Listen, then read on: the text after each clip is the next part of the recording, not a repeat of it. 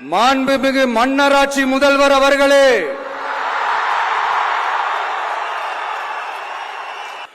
மாண்புமிகு திரு முத்துவேல் கருணாநிதி ஸ்டாலின் அவர்களே,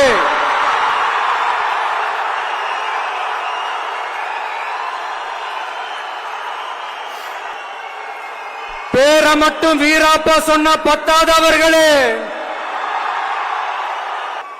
செயல்லையும் ஆட்சியிலையும் அதை காட்டணும் அவர்களே.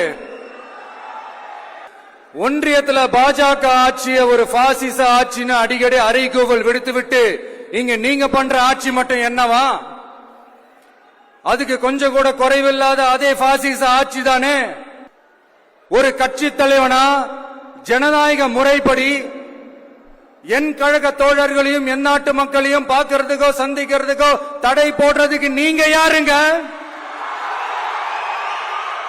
தடையை மீறிய மக்களை பார்க்கணும்னு முடிவு பண்ணிட்டா போயே தீருவேன். சட்டத்தை மதிக்கணும்ன்ற ஒரே காரணத்துக்காக தான் அமைதியா இருக்கிறேன்.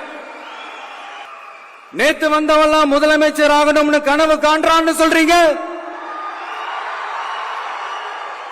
அது நடக்கவே நடக்காதுன்னு சொல்றீங்க.